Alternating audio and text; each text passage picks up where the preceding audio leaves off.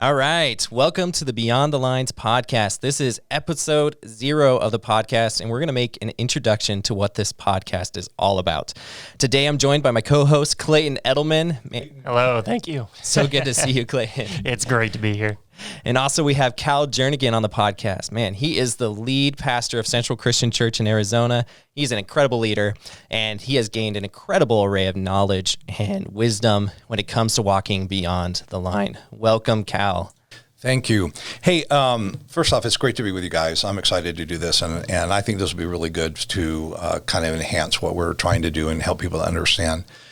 So what do you want me to do here? Yeah, let's jump right in. I love that. What is Beyond the Lines? What lines are we talking about? Okay. All right. So here's the deal. So those of us who follow Christ, basically say, yeah, we'll go wherever you ask us to go. We'll do what you ask us to do. But unfortunately, so many of us, we put a limit on it. And as long as it sounds reasonable, as long as it sounds doable, as long as it doesn't make me afraid, I'll go that far. But we put hard stops. We go, I'll do this, and I'll get a little uncomfortable, and it'll get a little uneasy, but that's as far as I'm going to go. And then once I hit that, I feel like I've done what I've committed to do. Beyond the Lines is just a concept that says that obedience to Christ is without limit. It doesn't have until I'm uncomfortable. So I'll obey until I'm uncomfortable. I'll love until I'm uncomfortable. I'll commit until I'm uncomfortable. So it's just a commitment to go that wherever I want to stop, I won't stop. God doesn't stop there. I won't stop there. And the example of Jesus is to go to the extreme. And so many of us in our Christian walk, we just want to quit before we've really put much into it. That's the concept of Beyond the Lines. Wow. What about for people who maybe aren't following Christ, but what value is this podcast to them? Maybe they're not sure about Christ. Maybe they never heard about him. Yep. Or know much about it. What value is walking beyond the line to them? Well, and again, when we say beyond the lines, we're talking about loving beyond. Mm-hmm. That's the concept, loving beyond. And Jesus, was very, very clear in John 13, 34 and 35, which, one of the biographers of Jesus was the Apostle John. And Jesus just basically said, look, there's going to be a way that you can live that would demonstrate to people that you're actually in my camp, you're in my entourage, you're one of my disciples. And that thing that he said would be that you actually love people. I think the tragedy of the Christian church in America, the church in America today is we've gotten a really bad reputation for being hypocritical, that we've gotten a really bad reputation for being judgmental and condescending. And I believe we've got all of that simply because we've not done what Jesus said. If you would love people the way I've loved you, if you would lay down your life for people the way I've laid down my life for you, then they would understand that this is for real. Tragically, what I think we've done is we've convinced people that this isn't for real because we don't take it seriously, because we put the hard stop. To love that person would be difficult. To love them would be, make me incredibly uneasy. And so I'm not going to do it. So they never see it. And we as a church need to quit letting ourselves off the hook so easily and excusing our bad behavior as it was just, that's reasonable. That was, I did enough. And I just think people are looking for a Jesus that's real, and people are looking for Christians that are real, and people are looking for a church that's real. And that's the idea. Love beyond the lines. Don't put a fence around your love and go, that's as far as it's going to go. Yeah. Wow. I love that. You've had quite a personal journey, I think, with learning what it means to walk beyond your own lines. And I think we all have lines that we've put in our lives, every one of us. And sometimes we're blind to them. Can you tell us a little summary of how you got here? Yeah. Well, I would say this, in every one of our lives, your guys' lives, whoever's listening to this, you only learn something when you go beyond what you already know. I mean, this is so obvious, but we don't think about this.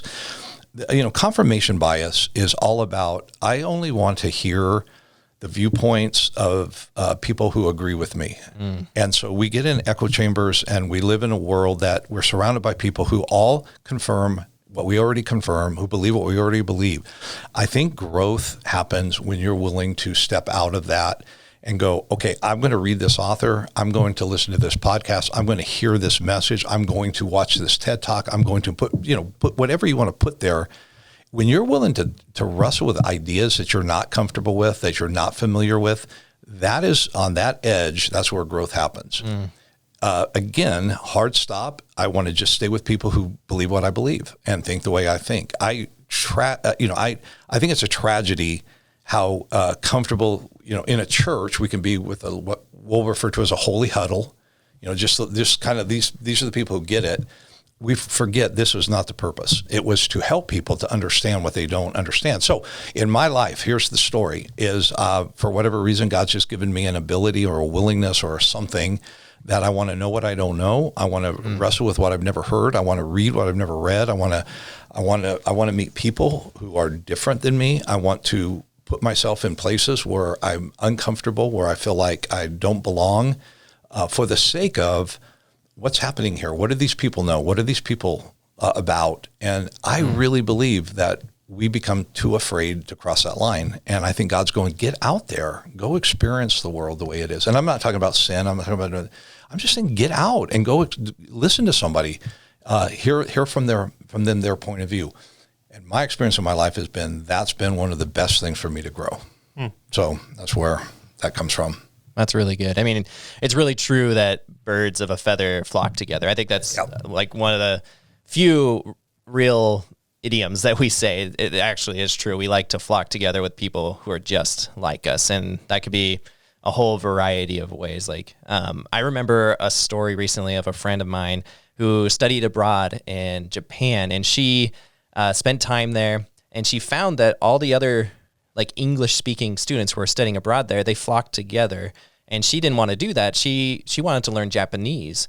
And so she hung out with the Japanese students, and she actually got ridiculed by the English students for doing that because they were hanging together. And she said, I learned, like, she was fluent in Japanese by the end of it. While she said half of the people who were flocking together, they didn't know the language. Right. Well, and that is a great illustration, because we justify our kind of isolation with one another. Like, this is the smart thing to do. And again, it's comfortable. It's safe. It brings you a sense of security. It just doesn't teach you much, because people who are exactly like you have nothing really to show you.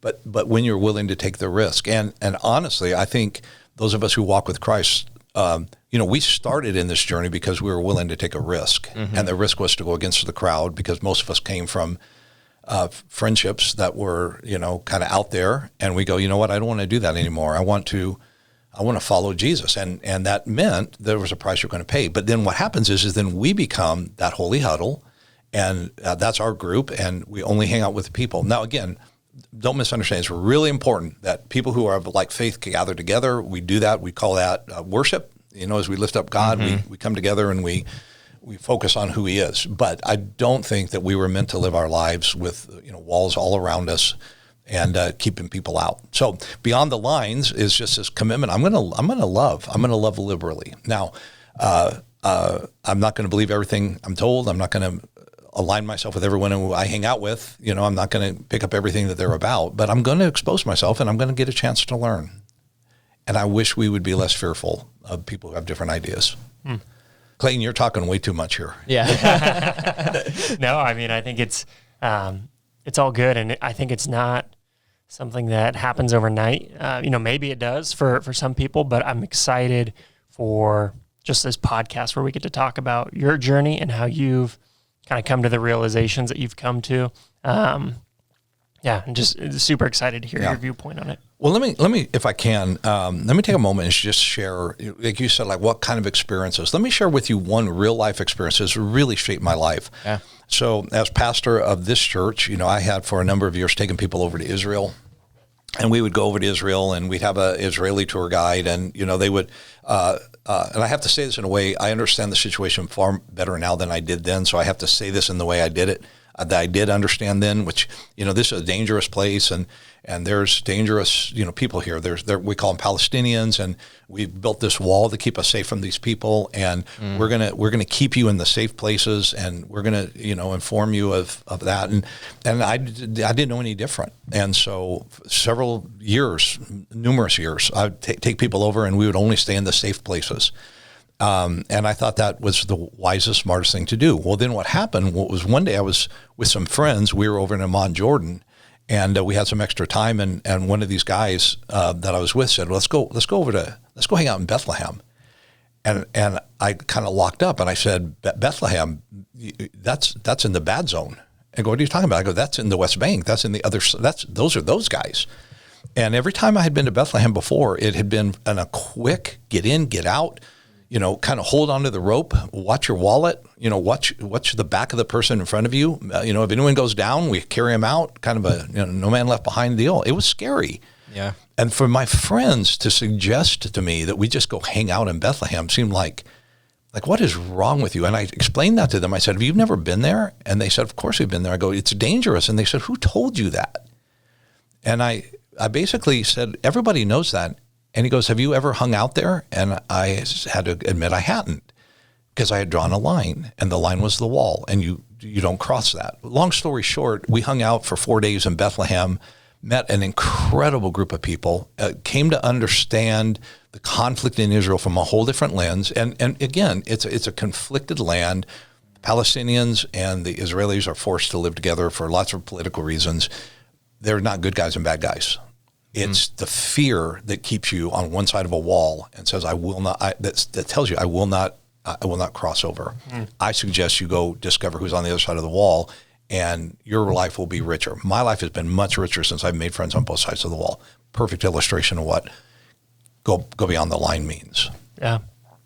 No, and I think that's beautiful. I mean, you mentioned there's not bad guys, there's not good guys. And when I just hear that, I just hear there's guys on both sides, there's human beings on both sides. There are good guys on both sides, and there's bad guys on both sides. Yeah. Let's just be honest. Yep.